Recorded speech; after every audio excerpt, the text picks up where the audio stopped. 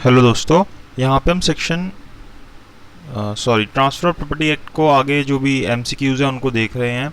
अभी तक हमने 101 एमसीक्यूज़ कवर कर लिए हैं। अब हम आगे के एमसीक्यूज़ देख रहे हैं।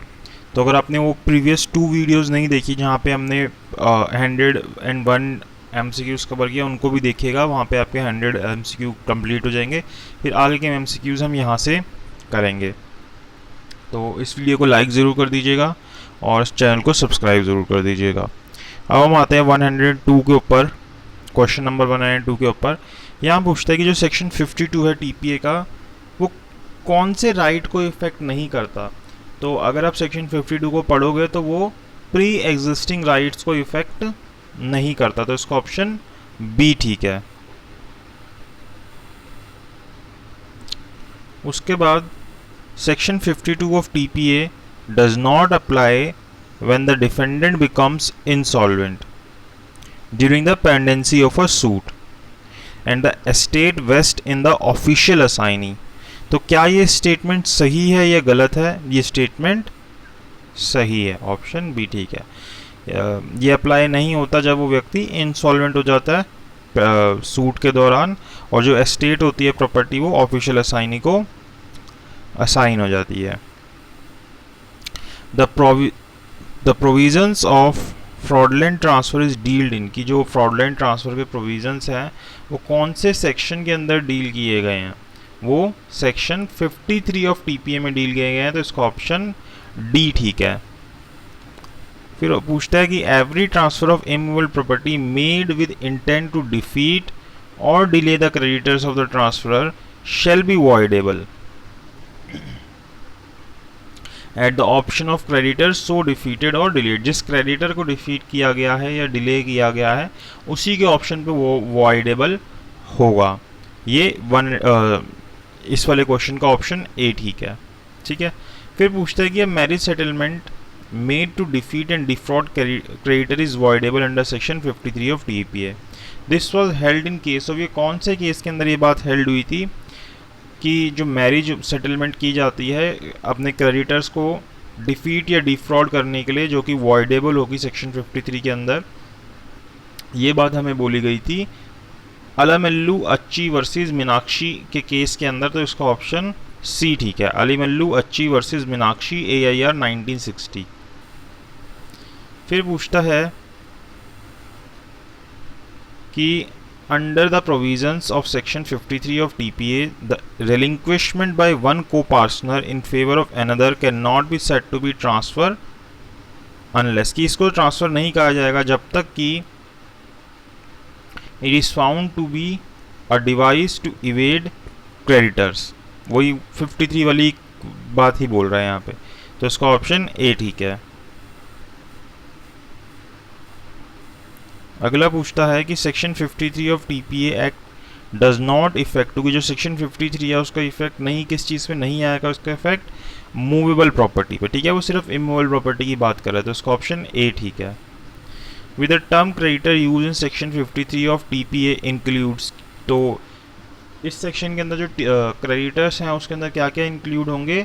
Both creditor at the assignment and subsequent creditors. तो उसका ऑप्शन सी ठीक है। दोनों ही क्रेडिटर्स इंक्लूड हो जाएंगे। फिर पूछता है section 53 of TPA are not affected by any of the provisions, कि किसके प्रोविजंस से टीपीए के ऊपर कोई भी फर्क नहीं आएगा। तो ये जो बेनामी ट्रांजैक्शन प्रोहिबिशन एक्ट है ना, जो इसके बाद बना था, तो इसका कोई भी इफेक्ट नहीं आएगा। अब ये 53A पे आ गया। The part performance of the transfer of property is provided इन, तो इसका जो पार्ट परफॉर्मेंस वाली बात है वो कौन से सेक्शन के अंदर दी गई है? सेक्शन 53A के ऊपर। तो इसका ऑप्शन ए ठीक है। फिर यहाँ पे इसने कुछ कंडीशंस दी है, आपको बताना होगा 53A की।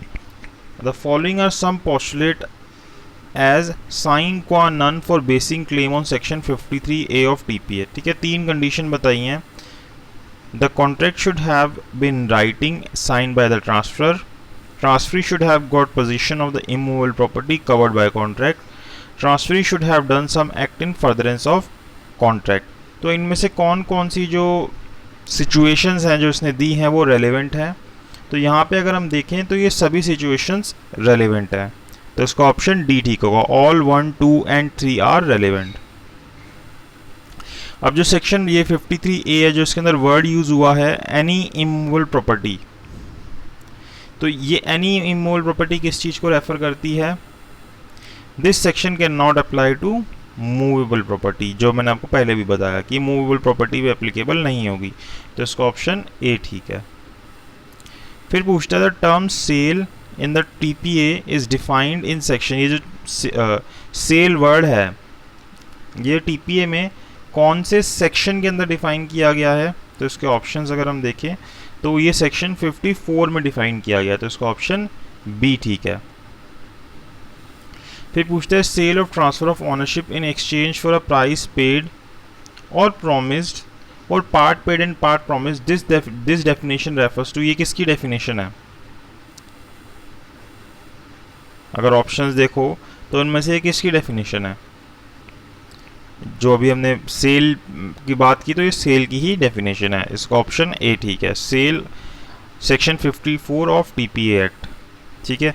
फिर within the meaning of section 54 TPA the sale does not include, sale के अंदर क्या इंक्लूड नहीं होगा? तो जो हायर परचेज ट्रांजैक्शन होती है वो इंक्लूड नहीं होती, auction sale, installment payment system, ये दो चीज़ें इंक्लूड होती है, लेकिन हायर परचेज ट्रांजैक्शन इंक्लूड नहीं होती।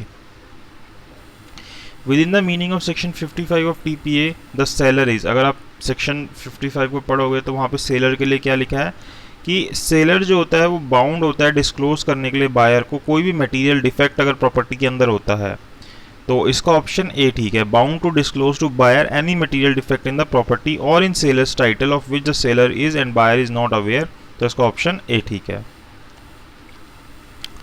इन case of transfer of property the seller is, जो ट्रांसफर ऑफ प्रॉपर्टी कर रहे हैं यहाँ पे सेलर एंटाइटल्ड होगा या नहीं होगा किस चीज़ के लिए? अगर हम सभी ऑप्शंस को देखें तो इसमें से ऑप्शन बी ठीक है, is entitled to rents and profit of the property till the ownership thereof passes to the buyer, की जब तक बायर को नहीं हो जाती तब तक सेलर को मिलती रहेगी। फिर under TPA act the right and liabilities of buyer and sellers are dealt in section, कौन से सेक्शन के अंदर दिया बायर और सेलर के राइट्स एंड लायबिलिटीज? ये हमें सेक्शन 55 के अंदर दिए हैं, तो ऑप्शन डी ठीक है। Section 55(1)(a of TPA is same with, कि किसकी तरह से सेम है? जो दूसरे एक्ट के अंदर दिया गया उसके कौन से सेक्शन की तरह? अगर हम सेक्शन 16 पढ़ते हैं सेल्स ऑफ गुड्स एक्ट का, उसकी तरह सेम है। फिर उसके बाद under the section 55(1)(d of TPA if either party sues a specific performance he must show that he was ready and willing to perform, कि उसको शो करना पड़ेगा कि वो रेडी और विलिंग था परफॉर्म करने के लिए, तो ये स्टेटमेंट अपने आप में सही स्टेटमेंट है, तो इसका ऑप्शन बी ठीक है, statement is relevant. With in the meaning of provisions of section 55(4)(b of TPA where the title in the property has passed but possession has not been delivered the seller is not entitled, तो यहाँ पे seller किस चीज़ के लिए entitle नहीं होगा? जो भी इंटरेस्ट होगा परचेज प्राइस का उसके ऊपर वो एंटाइटल नहीं होगा, तो उसका ऑप्शन ए ठीक है।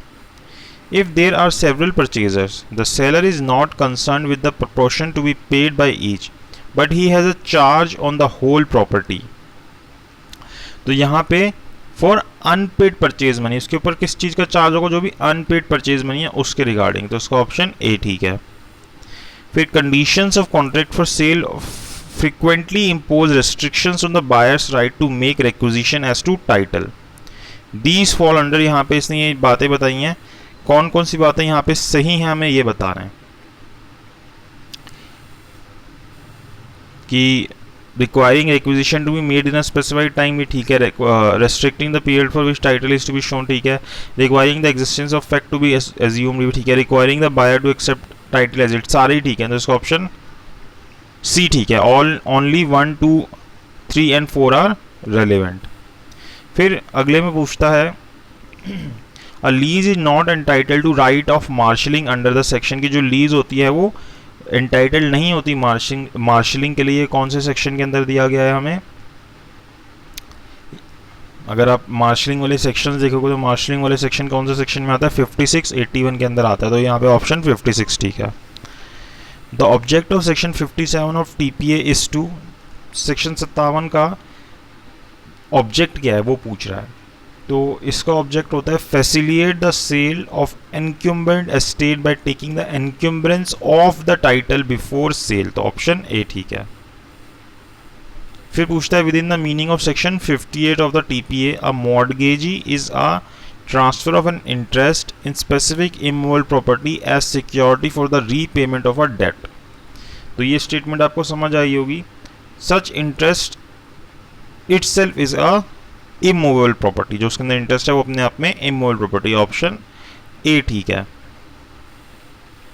The TPA refers to mortgages of immovable property and the Indian Contract Act refers to, तो mortgages यहाँ पे जो TPA है यहाँ पे immovable property बोला गया, और इंडियन कॉन्ट्रैक्ट एक्ट के अंदर अगर आप देखोगे तो वो pledges बोला जाता है, ठीक है। फिर अगला पूछता है section 58 enumerate some classes mortgages, कि सेक्शन 58 में बताया गया कि simple mortgage, mortgage by conditional sale, usufructuary mortgage, English mortgage, anomalous mortgage, ऐसे बताया है। तो इनमें से कौन कौन से मॉर्गेजेस उसके अंदर बताई गई हैं, तो यहाँ पे ये सभी तरीके की मॉर्गेजेस बताई गई हैं जो हमने डिटेल में समझी भी हुई हैं, तो इसका ऑप्शन डी ठीक है, all are relevant. In case of usufructuary mortgage, the mortgagee is placed in possession and has a right to enjoy the rent and profit, कि भाई वो रेंट एंड प्रॉफिट लेता है यूसुफैक्चरी मॉर्गेज के अंदर, और वो कब तक लेता है, जब तक कि डेप्ट पे नहीं हो जाता, तो इसका ऑप्शन ए ठीक है। These are some characteristics of a usufructuary mortgage under section 58 of TPA. There is no personal liability on the mortgager, no time is fixed, time limit is fixed, mortgage take the whole or part of the rent and profit। तो इसमें से कौन सी statement relevant है, सभी statements relevant है क्योंकि सभी बातें सही बोली गई हैं।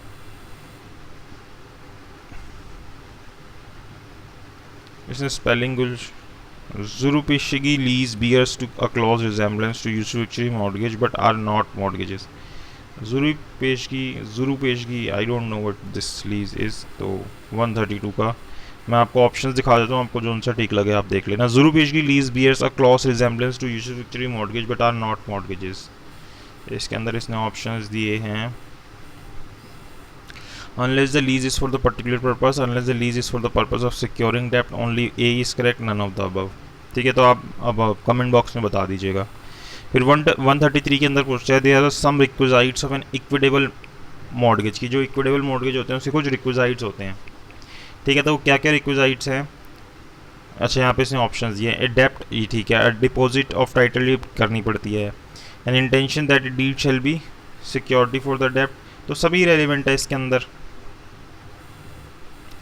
और डी ऑप्शन ठीक होगा। Section 60 of TPA affirms a right of redemption, जो सेक्शन 60 है टीपीए का वो अफर्म करता है रिडम्पशन का राइट सभी मॉर्गेजेस के अंदर, किसी भी तरीके की मॉर्गेज हो, तो यहाँ पे ऑप्शन बी ठीक है, इन ऑल मॉर्गेजेस।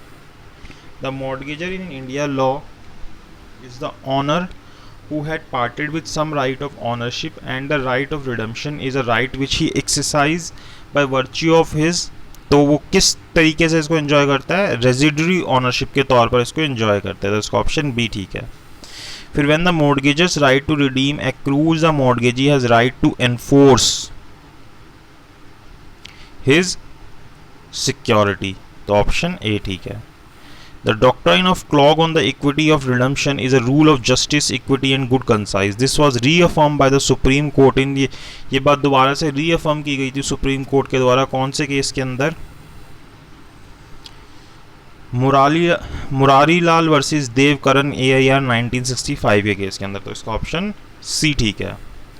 फिर पूछते हैं condition converting a mortgage into a sale is invalid as a clause on the equity of redemption. This was affirmed in case of, ये बात कौन से केस के अंदर बोली गई थी, Gangadhar versus Shankar Lal AIR 1958, option A ठीक है। फिर पूछता है when a mortgagee acquires a portion of equity of redemption, the mortgage is not extinguished completely.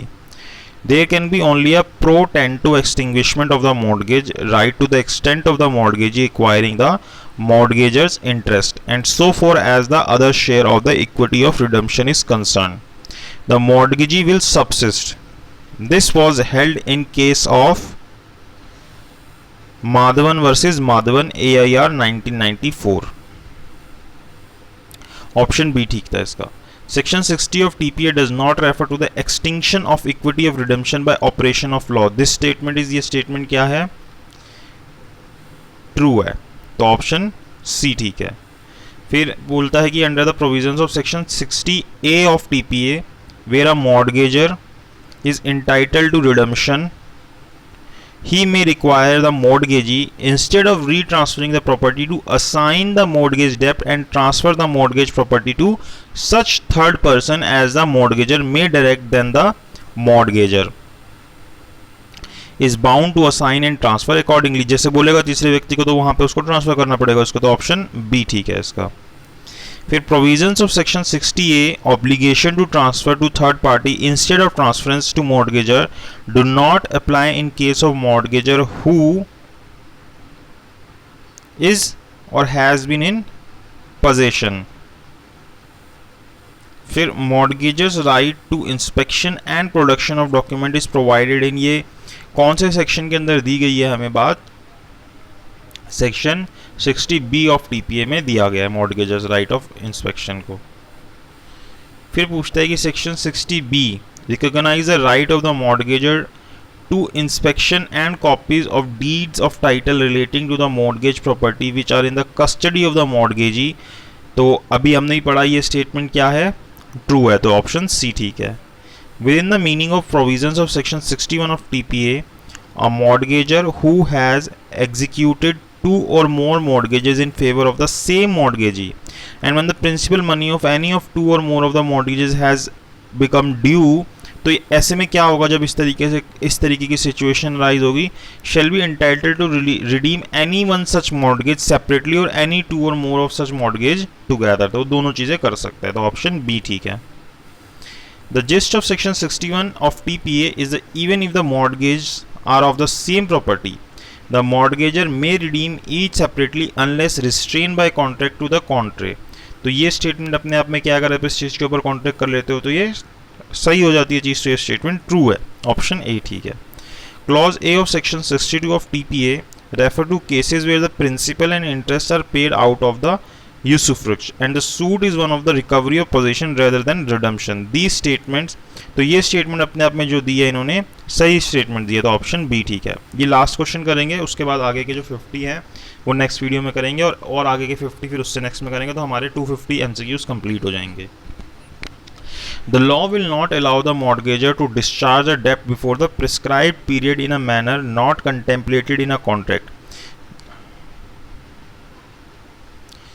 तो यहाँ पे ये सेक्शन 62 ऑफ TPA के अंदर बोला गया है, तो इसका ऑप्शन बी ठीक है।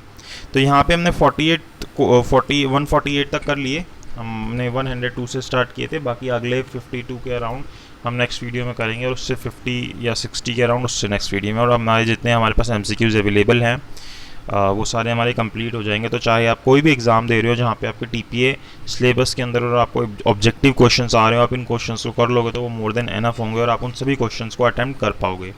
आपको वीडियो अच्छी लगी तो लाइक कीजिएगा, शेयर कीजिएगा और चैनल को सब्सक्राइब ज़रूर कीजिएगा। तो thank you so much for watching this video.